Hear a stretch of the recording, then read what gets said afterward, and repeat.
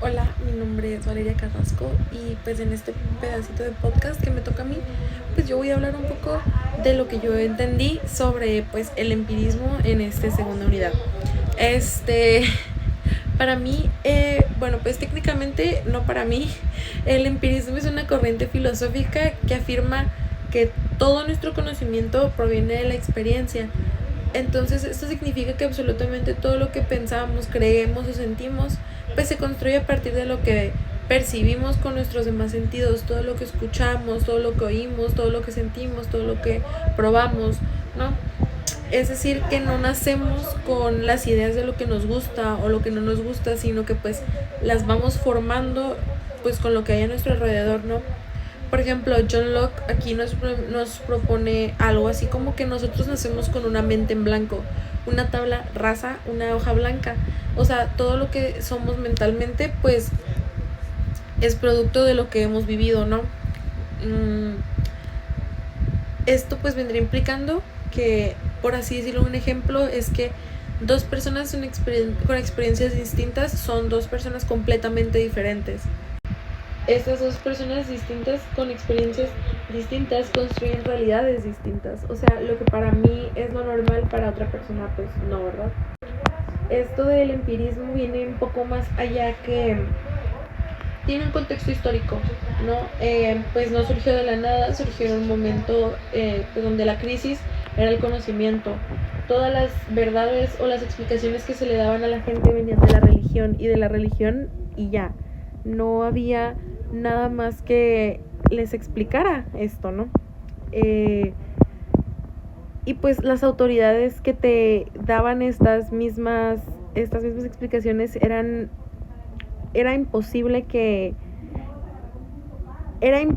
se les llevara la contraria, ¿saben? O sea, no se podía, era imposible. Pues el momento en el que llegó la revolución científica, esto todo cambió. Ahora la verdad se tenía que comprobar, porque pues en el momento donde la humanidad dejó de confiar ciegamente lo que le decía la iglesia, pues se empieza a dudar, y de ahí esa duda es el origen del pensamiento moderno. Varios filósofos pues desarrollan esta idea. Todos aportan algo distinto, pero pues todos coinciden en lo mismo, pues que la experiencia es la base del conocimiento. Algunos de ellos son Francis Bacon, Thomas Hobbes, John Locke y David Hume. Francis Bacon nos habla de una profundidad real. No solo habla de la experiencia, sino de cómo pensamos mal. Técnicamente él nos dice que el ser humano está lleno de prejuicios que distorsionan nuestra realidad. O sea, la manera en la que nosotros mismos pensamos en nuestra mente es lo que distorsionan cómo vemos nuestra realidad.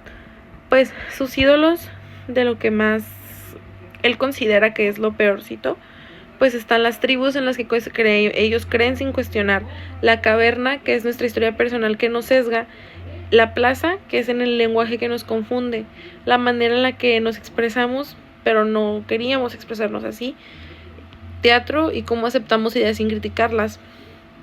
Incluso hoy en día esto es muy actual, seguimos creyendo cosas que no, sin verificarlas, solamente porque todo el mundo así lo dice. Si Manganita te dice que el color morado se llama verde y convence a todo el mundo y todos te dicen que es verde, pues le vas a creer, ¿no? Pues uno importante también pues es Thomas Hobbes, quien tiene pues esta visión más radical, que nos viene diciendo que todo lo que existe es materia en movimiento, incluso nuestros pensamientos y emociones son procesos físicos. Esto nos lleva pues a la conclusión de que para él la idea del alma o el conocimiento espiritual es pues concreta, ¿no? Todo esto para él se reduce a lo material, a lo que se puede tangir. Entonces, pues, ajá. También David Hume nos habla de que, bueno, él llevaba el empirismo a un extremo, ¿no? Él nos decía que todo conocimiento provenía de impresiones, es decir, de experiencias directas. Pero aquí hay una diferencia, lo anoté, de hecho. Las impresiones vienen siendo experiencias vivas, el ver o sentir. Las ideas son copias de esas mismas impresiones. Por ejemplo, no puedes imaginar un color que nunca has visto, ¿saben? O sea, no vienes con esa configuración. Por ejemplo, Hume dice que nuestra mente conecta ideas automáticamente, pero esas conexiones no siempre van a ser reales, muchas veces son costumbre. Por ejemplo, si después de relámpagos tú sabes que va a haber un trueno, crees que uno causa al otro, pero no. En realidad nada más están relacionados pues porque vienen de la misma rama. Esto pone en duda algo, pues algo pesado, pone en duda la idea de causa y efecto. Y pues realmente el método empirista hoy en día es lo que da origen al método científico. Primero observamos, lo experimentamos y después sacamos conclusiones. En sí es la base de cómo entendemos hoy en día la ciencia.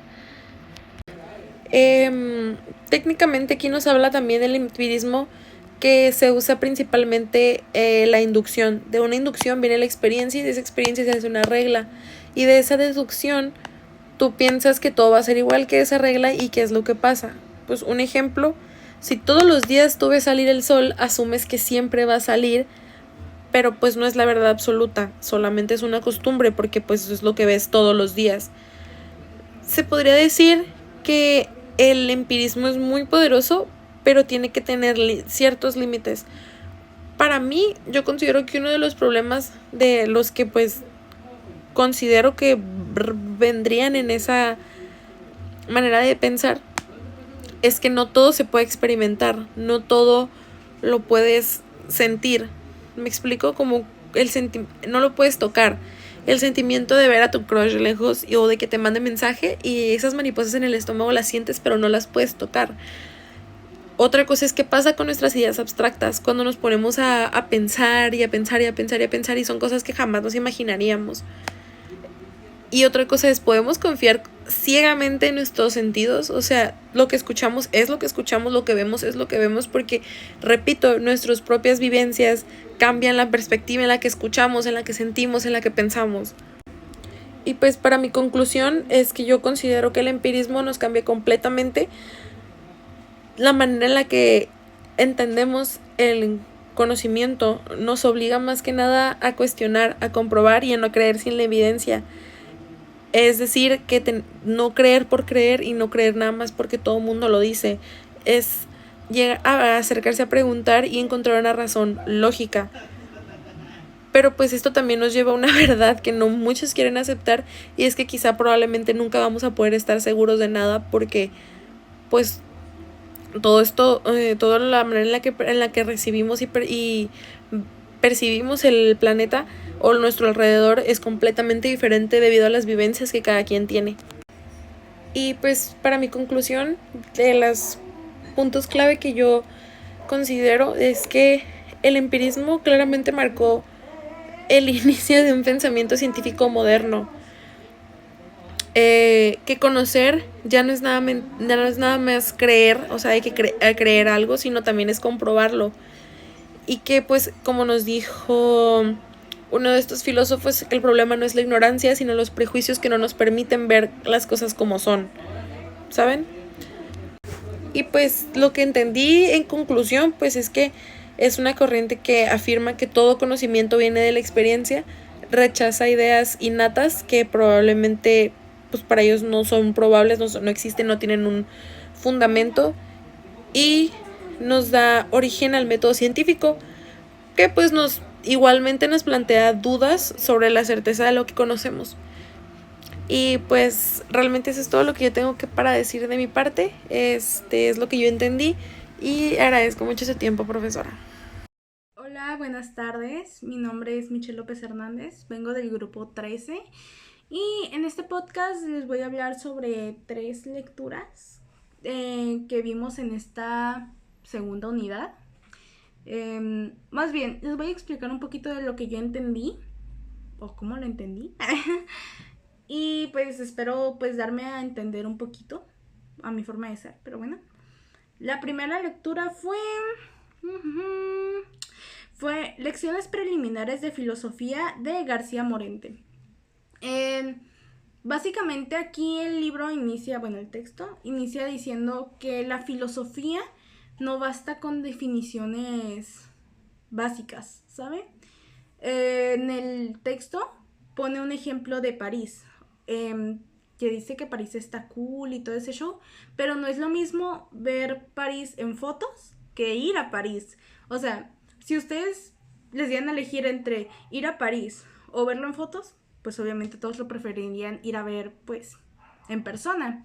Es lo mismo, la filosofía se tiene que vivir, se tiene que experimentar. ¿Cómo? Cuestionándose todo, haciéndose, pues, preguntas, pensar, ¿saben? No hay que quedarse con la filosofía, con el método, no método, con el pensamiento que todos tienen de, la filosofía es la rama de shalá, shalá, shalá. No, eso es muy básico.